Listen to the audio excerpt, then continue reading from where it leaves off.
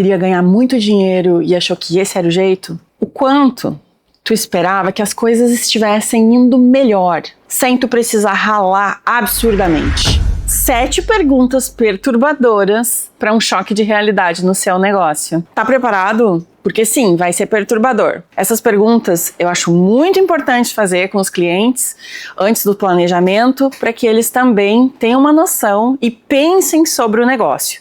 E hoje chegou a vez de eu trazer elas aqui pra gente dividir esse momento. Responde honestamente, tá? Pode pegar papel e caneta para responder aí ou responder aqui nos comentários também. Primeira pergunta então: por que você realmente tem um negócio? É porque isso era um sonho? É porque sempre foi assim na tua família? De repente todo mundo teve negócio próprio e aí nem passou pela tua cabeça trabalhar para outra pessoa? É porque tu queria se envolver com alguma coisa, teve a oportunidade e começou? Porque tinha um dinheiro parado para investir? Porque casou com alguém e aí vocês decidiram? O que aconteceu? É porque de repente tu queria ganhar muito dinheiro e achou que esse era o jeito? Responde aqui honestamente o que te fez ter um negócio. Essa reflexão é muito importante, porque o destino direciona a ação. É porque é o motivo, né? É o resultado final desejado que mostra como que tu vai se comportar sobre esse negócio. Se ele era um sonho, com certeza tu vai se comportar com ele diferente do que se ele fosse quase como uma sentença, porque sempre foi assim na família, ou porque tu achou que essa era a melhor forma de aplicar um dinheiro. A gente tem que entender porque tu tem um negócio, porque às vezes ter um negócio era o objetivo final. E se teu negócio era o objetivo final, talvez tu não faça muito para vender ou para lucrar com ele. Ou talvez ele não se desenvolva muito mais do que ele já está desenvolvido. Então pensa sobre isso. Pensa sobre por que tu tem um negócio e se tu já não realizou o sonho simplesmente tendo o negócio. Isso é importante para saber o que tu vai fazer em seguida. Pronto para a pergunta número 2? Como você se autodenomina profissionalmente? Ou seja, quando tu precisa dizer para as pessoas que tu tem este negócio, como tu fala? Tu fala, eu sou um empresário, uma empresária, eu sou um empreendedor, eu tenho um escritório, eu tenho um consultório, eu sou médico, eu sou veterinário, eu conserto coisas. Como tu fala? Como tu se chama? Pensa o seguinte, imagina que tem pessoas que não conseguem dizer eu sou um empresário, porque esse nome carrega uma carga de responsabilidade, de expectativa que a pessoa não acha que ela merece. E aí talvez ela vai dizer, eu tenho um negócio, eu tenho uma loja, eu sou dona de uma loja, eu sou dono de uma padaria, eu tenho uma indústria, eu sou um industriário. Como é que tu chama? Pensa que a forma como tu se dirige a ti mesmo carrega uma carga simbólica, todo nome, né? Não só isso. As palavras e a forma como a gente chama as coisas, isso traz orgulho, traz medo, traz ansiedade só pelo nome que a gente dá. Então, hoje, como é que tu te autodenomina e por quê? É com orgulho, é com vergonha, é com honra, é com expectativa, é com ansiedade? Responde isso honestamente aí. Pergunta número 3. O que é a venda para o teu negócio? Tem gente que vai dizer que a venda é um mal necessário. Tem gente que vai dizer que a venda é um momento obrigatório, que não consegue fugir, que é um momento de incomodar o cliente, que é um momento de estresse. É assim que tu pensa sobre venda? É isso que a venda representa no teu dia a dia? Isso é muito importante que tu responda. Como é que tu vê isso, né? O que é a venda no teu negócio? E aí, independente da forma como tu respondeu, eu queria te convidar a olhar a venda como o oxigênio do teu negócio. Não porque é uma coisa indispensável, mas sim por um outro lado. É indispensável? É, mas porque não existe vida no negócio sem venda. Tem muitas outras coisas que são importantes, assim como no nosso sistema. Muitas coisas funcionando ao mesmo tempo, mas sem oxigênio não tem vida para o negócio. essa questão de o que a venda representa, simbolicamente, diz muito sobre como tu vive teu dia a dia. Se tu considera a venda um motivo de estresse, uma coisa obrigatória, um motivo de incômodo, muito provavelmente tu vai evitar ela a todo custo. Tu vai esperar que o teu cliente venha comprar de ti e não que tu venda para ele. Existe uma diferença muito grande nisso. Se as pessoas vêm comprar de ti e tu não faz essa força de venda, ou se tu faz, sim, um movimento para vender. É muito importante pensar sobre isso, principalmente antes de tu precisar. Não sei como é que estão as vendas hoje por aí, mas pensar sobre isso antes de precisar te dá muita vantagem.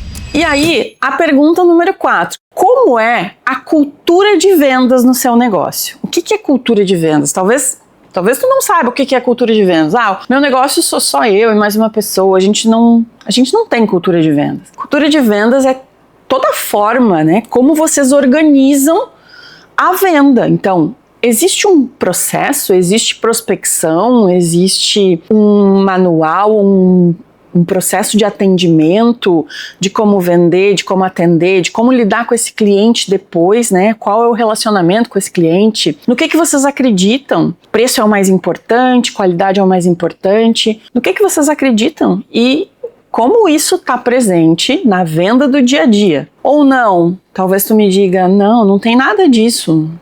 No meu negócio, a gente vende de quem vem comprar e eu conto com a minha lábia na hora de convencer o cliente. Então não existe essa cultura de vendas. Estou contando com isso, se eu não estiver lá para convencer o cliente, as coisas não vendem. Responda honestamente, como é a cultura de vendas no teu negócio e se ela não existe, por que ela não existe? Eu queria trazer aqui junto essa reflexão de que se não existe oferta, não tem venda, né? Não existe venda sem oferta.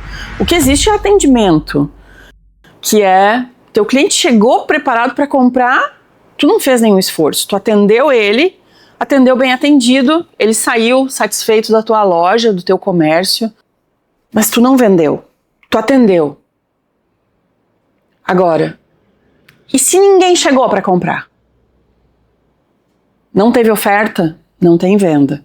Se o cliente não vem, tu não vende? Talvez é porque está faltando um movimento de venda, um movimento de oferta. E isso tem a ver, muito a ver, com a nossa próxima pergunta, que é: qual é a tua relação com a rejeição? E por que isso? Porque uma oferta, se a gente estava falando, não tem venda sem oferta. Uma oferta, quando tu oferece teu produto, teu serviço, geralmente tem 2 caminhos para essa oferta. Ou a pessoa aceita, ou a pessoa rejeita. Ou tu ganha um sim, ou tu ganha um não, um talvez, um outro dia. E aí, né, gente, tem muito que pensar sobre isso. Qual é a tua relação com a rejeição? Porque o que a gente sabe? A gente não vai ganhar sim todas as vezes. Muito pelo contrário, na maior parte das vezes a gente vai ganhar não.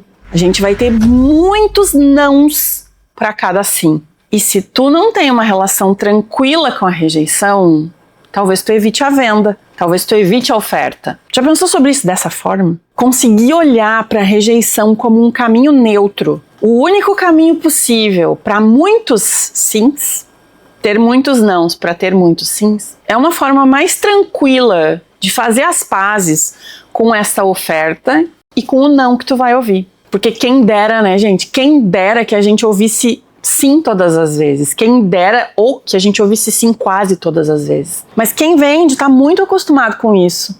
A taxa de conversão é pequena. Em produto, em serviço, a taxa de conversão, quantos tu oferece, quantos tu vende, é pequena. A gente tem que fazer muito as pazes com a rejeição. Tem que estar preparado para isso. Se a gente deixa isso nos abalar, é muito provável que a gente se paralise. E aí, sem venda, sem oxigênio, sem negócio. Uma outra pergunta para reforçar essa reflexão. O que te impede de ofertar sem parar? Tu está vendendo, certo? Tu tem um negócio, tu precisa que o cliente compre de ti. E aí, para isso, tu precisa vender. Teoricamente, quanto mais vendas, quanto mais qualificadas as vendas, melhor, certo? Então, o que te impede de ofertar teu produto, teu serviço sem parar? Me responde, honestamente. Se tu parou para pensar, tu com certeza descobriu que não tem nada concreto que te impeça. Em geral, são respostas do tipo: eu tenho vergonha, eu não quero incomodar as pessoas, eu não quero ser invasivo, eu não quero ser aquela pessoa insistente. E se esse é o teu ponto, acho muito importante essa tua preocupação. Mas também quero te convidar para olhar isso sob um outro ângulo. Lembra sempre que vender, antes de qualquer coisa, vender é resolver problemas e atender necessidades. Se o teu cliente tem um problema, ele quer solucionar. Imagina que a gente está com uma dor. É claro que a gente quer um remédio para essa dor. A gente não quer mais sentir aquela dor. Então a gente quer uma solução. O problema do teu cliente é como se fosse uma dor. Ele quer uma solução. Se tu oferece a solução, ele quer comprar de ti. Se ele tem uma necessidade, ele quer satisfazer essa necessidade. O que talvez esteja acontecendo é que tu não está encontrando ainda o público certo para vender. O público certo para ofertar. E aí vem essa sensação de que tu está incomodando, de que tu está invadindo e insistindo. Então aqui o que a gente tem que pensar é: qual é o público que tem uma necessidade, que tem um problema e que eu soluciono? Que quando eu ofertar para ele, ele vai receber essa oferta muito bem, ela vai ser muito adequada e a probabilidade dele dizer sim é muito maior. Pensa em venda sob esse aspecto e tu vai perceber que nada de concreto te impede de ofertar sem parar, uma vez que tu está solucionando problemas. Pergunta número 6, tá aqui comigo ainda? Tá aqui comigo, aperta aqui no like para eu saber que tu conseguiu passar pelas 5 primeiras perguntas perturbadoras. E se tu sente que teus amigos, outros empresários também precisam responder, já compartilha o vídeo antes de chegar na 6 e na 7. Pergunta número 6. Você é realmente o líder, a líder do seu negócio? Tu responda: sim, até porque sou o único dono. Ser dono e ser líder não necessariamente é a mesma coisa. Talvez tu é o dono e tu simplesmente mantém esse negócio funcionando. A questão é, tu dá um destino para ele, tu dá uma direção para ele, tu tem uma visão para esse negócio? O que é que tu acredita sobre a tua empresa? Tu acredita que a tua empresa é importante? Ou para a comunidade, ou para o cliente, ou ela é importante, ela é relevante, o que ela faz? Ela existe só para te manter? Qual é a tua visão sobre ela? Como é que tu acredita que ela vai estar daqui a um tempo? O que tu deseja para essa empresa? E com base nisso, no que tu acredita e no que tu deseja, tu toma as decisões que precisam tomar para esse negócio evoluir, tu dá a direção para ele.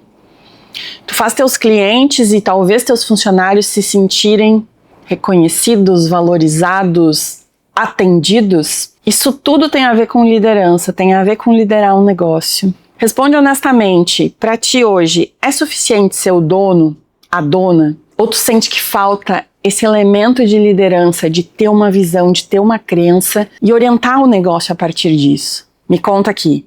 Pergunta número 7, estamos indo para a última pergunta para depois fazer uma reflexão poderosa. O quanto tu esperava que as coisas estivessem indo melhor, sem tu precisar ralar absurdamente? Vou repetir, tá? O quanto tu acreditava ou esperava que as coisas estivessem indo melhor, sem tu precisar ralar absurdamente. E aí, não tô falando de, eu esperava que tudo fosse fácil, eu esperava tudo de mão beijada, não é isso. É esperar que tu se esforçasse, mas que tu tivesse retorno.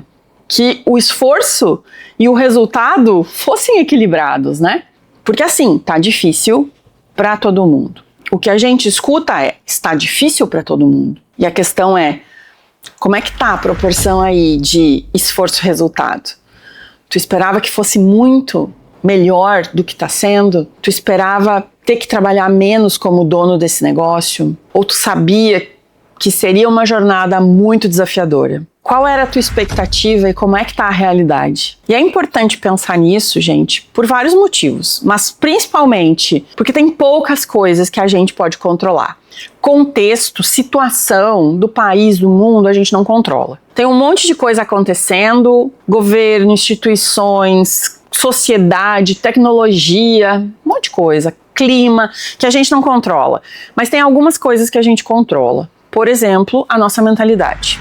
Então, saber quem a gente é, qual o propósito das coisas que a gente faz, inclusive do nosso negócio, é muito importante. Nossa mentalidade, o que a gente acredita sobre as coisas e como isso define todos os nossos atos, é muito significativo, tá? Por isso essa reflexão hoje. Outra coisa que a gente controla são as nossas decisões. Como a gente decide cada coisa que vai acontecer. E por último, as nossas ações em si. Estas são as coisas que a gente pode realmente influenciar.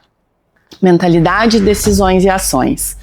Para isso, a gente precisa primeiro saber, ter consciência. E é por isso que essas perguntas servem. Ter uma consciência muito clara de por que tu tem um negócio, como tu se sente sobre ele, em que posição que tu se coloca, se tu tá ou não tá numa zona de acomodação e principalmente onde é que tu quer chegar. Eu espero que essas perguntas tenham levado a algumas reflexões interessantes aí. Tem uma última coisa que eu quero que tu pense, reflita sobre ela. É uma coisa na qual eu acredito muito. Tu pode não acreditar, mas estou te convidando a pensar sobre. Eu acredito que a gente não consegue as coisas que a gente quer porque a gente tem opção. Que muitas vezes a situação que a gente está, ela pode não ser confortável, mas ela ainda é uma opção. O que a gente deseja exige uma mudança muito grande, exige um esforço muito grande, uma transformação que a gente não está pronto. Se a gente pode ficar do jeito que a gente está, a gente fica. E aí a gente não consegue o que a gente quer porque a gente tem opção. Por quê? Se em alguma situação a gente não tiver outra opção, a gente vai dar um jeito. A gente vai conseguir fazer, conseguir transpor, conseguir transformar, conseguir mudar, a gente vai se sacrificar. Se a gente não tiver opção, seja por um milagre, a gente vai operar um milagre, mas a gente vai conseguir. Qual é essa situação hoje? Qual é essa mudança hoje, né? Que tá te separando do que tu realmente quer? Qual é esse limiar, essa transposição que tu não fez? Porque é possível ficar onde tu tá. Não é o que tu quer, mas é possível. Se não fosse mais possível, se tu se colocar isso em mente, não é mais possível ficar aqui. Não tenho mais opção. Isso não é uma opção. A única opção é o movimento para o ponto que eu desejo, para onde eu quero chegar. E aí, o que isso acarreta? O que isso te traz? Para onde isso te move? E o que tu tem que fazer? Pensa sobre isso como um grande fechamento para essas 7 perguntas perturbadoras, que foi muito mais que 7, né? Eu sei que eu fiz um monte de perguntas, as 7 eram as principais, mas eu fui fazendo um monte de perguntas, essa aí também é uma pergunta. Pensa sobre isso e me conta aqui nos comentários que reflexões que elas te geraram ou qual é a ação que tu vai fazer para fazer essa transposição e chegar mais perto do ponto que tu quer. Me conta aqui, se esse vídeo foi útil, curte ele, já compartilha com os teus conhecidos, com os teus amigos que precisam ouvir estas mesmas perguntas e pensar sobre isso também. Te vejo no próximo vídeo.